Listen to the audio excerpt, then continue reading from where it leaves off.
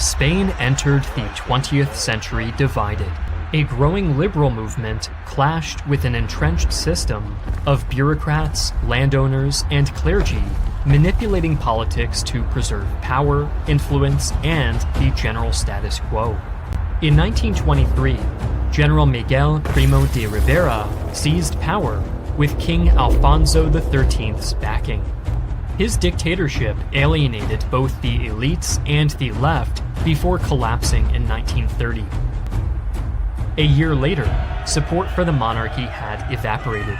King Alfonso fled, and the Second Republic was proclaimed. From the outset, the Republic faced pressure from all sides.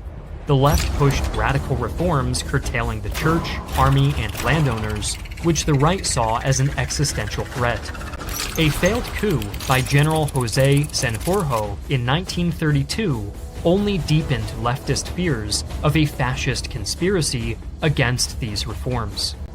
After a right-wing electoral win in 1933, many of the reforms were finally reversed, leading to major unrest in the country. In 1934, miners in Asturias launched an insurrection but were crushed by troops under General Francisco Franco. By 1936, new elections saw the left-wing Popular Front narrowly win elections amid allegations of fraud. For much of the right and the military, this new government was unacceptable.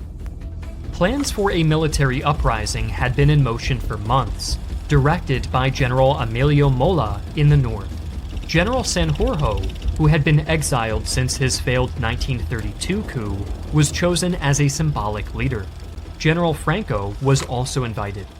Though initially cautious with his own exile in the Canary Islands, he agreed to join shortly before the coup began. On July 17, 1936, using rumors of a far-left plot as justification, the generals struck first. Franco secured the Army of Africa in Spanish Morocco, while on the mainland, the nationalists seized much of western and northern Spain. However, they failed to capture Madrid. For now, all the coup had achieved was splitting the nation in two. However, the divide between nationalist rebels and the Republican left was not so simple. Both sides were coalitions, each with competing visions. For the Republicans, the main objective was to defend the elected government from the nationalists. However, maintaining a united front would be difficult thanks to the surge of violent revolutionary groups that sprang up in response to the rebellion. The face of the Popular Front was arguably the Liberals, whose center-left parties helped propel Manuel Azana into the position of prime minister and later the president.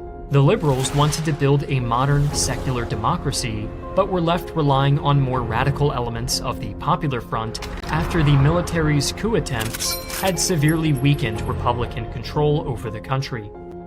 Of these radical elements, the Socialists and Communists made up the bulk of the Popular Front's working-class movements. The Socialists were split between their own moderate and radical wings, while the smaller Communist Party of Spain had to contend with the anti-Stalinist Marxists. Beyond these camps were groups like the powerful National Federation of Labor and Iberian Anarchist Federation, who were often lumped together as the CNT-FAI. Unlike the other factions, the anarchists were unique in that they rejected the idea of a state in any form. Ultimately, their goal was not to save the Republic, but to build libertarian communism in the aftermath of the war.